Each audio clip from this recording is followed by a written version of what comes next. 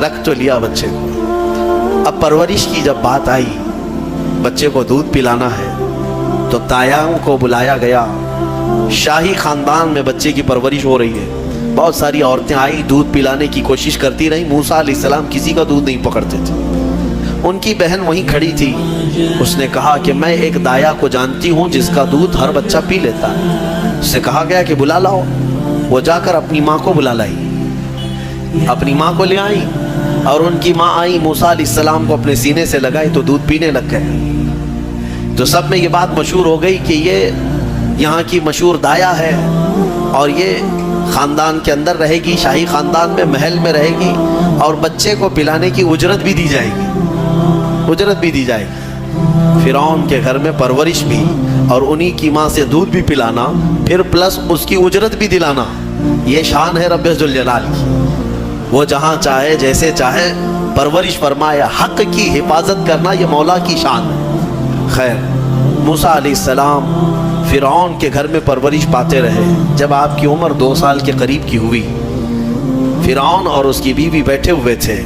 मूसा अलैहिस्सलाम खेलते खेलते गोद में आए और फ़िरौन की दाढ़ी पकड़कर उसके मुंह पे तमाचा लगा दिया। पहली मर्तबा किसी ने बादशाह के मुंह पर तमाचा जड़ा है तो बेटा घर का, लेकिन फ़िरौन को पहली मर्तबा वो सन्नाटेदार जो थप्पड़ लगा, हो सकता है तारे नज़र आ गए हों।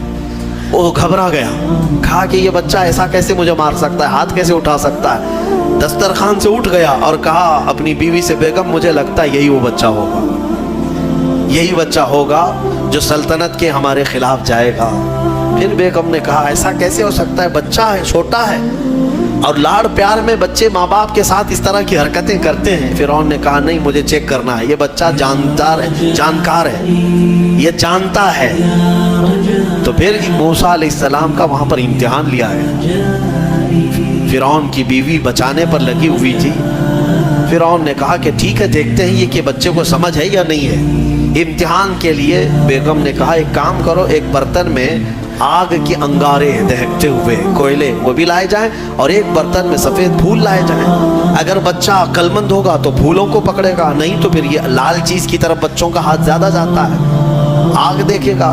कहा ठीक है, ये आजमाइश की जाएगी। एक बर्तन में आग के लाल सुर्ख अंगारे कोयले लाए गए और एक बर्तन में फूल लाए गए, दोनों रखे गए।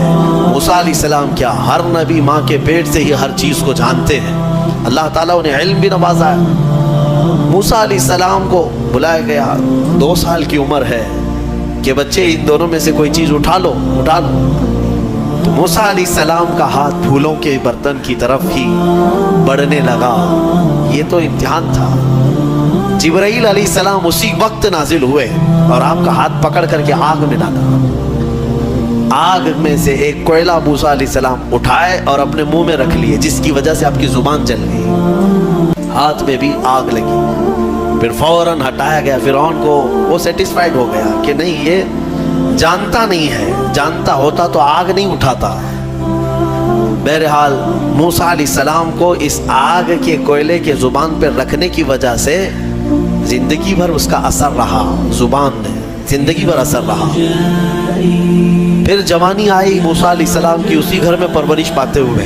फिर आप वहाँ से निकले और आपकी माँ ने आपको सारी चीज़ें बता दी कि हम बनी इसराइल से हैं, नबियों का ख़ानदान है, अल्लाह तबारक व तआला की इबादत पर हम हैं और फ़िरौन ज़ालिम है और वो अपनी परस्तिश करवाता है, अपनी इबादत करवाता है, लिहाजा हम फ़िरौन के ख़ानदान से नहीं हैं।